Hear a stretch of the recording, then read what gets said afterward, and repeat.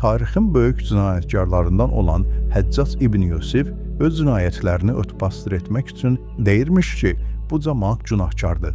Ona görə də mən onlara zülm etməliyəm. Çünki onlar buna layiqdirlər. O törətdiyi cinayətləri sanki Allah tərəfindən ona tapşırılmış bir iş kimi qələmə verirdi. Çingiz xanın sərkərdələrindən biri İranın sərhəd şəhərlərindən birinə deyirmiş ki, siz Allahın günahkarları cəzalandırmasına inanırsınızsa, bilin ki, Allah bizi sizlərə məhz cəza olaraq göndərmişdi. Buna görə də bizə qətiyyən müqavimət göstərməyin. İnsanlar hidayət olunmayacaqlarsa, daha peyğəmbərlər nə üçün israr edirlər?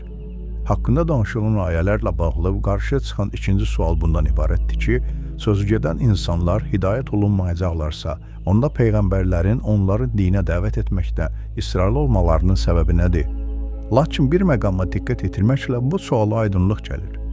O da bundan ibarətdir ki, Allah Taala'nın cəzası həmişə insanın əməlinə görə verilir. Kimsə sırf pis adamdır deyə onu cəzalandırmaq olmaz. Əvvəlcə onu haqqa dəvət etmək lazımdır. Əgər qəbul etməyib içindəki pisliyi üzə çıxartsa, onda cəzaya layiq olar. Bu artıq höccətin tamamlanması deməkdir. Əks təqdirdə bu sanki cinayətkarı cinayətdən qabaq cəzalandırmaq olar. Deməli, kimisə əməlinə görə cəzalandırmaq mütləq həmin əməlin icrasından sonra mümkündür. Həmin əməlin həyata keçirilməsinə hazırlığa görə cəza vermək olmaz. Üstəlik, peyğəmbərlər təkcə belə insanlar üçün göndərilməyib. Bunlar cəmiyyətdə azlıq təşkil edən şəxslərdir.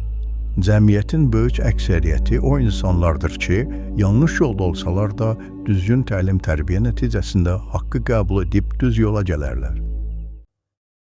Daha çox insan faydalansın deyə bu videonu bəyən və yadda saxla.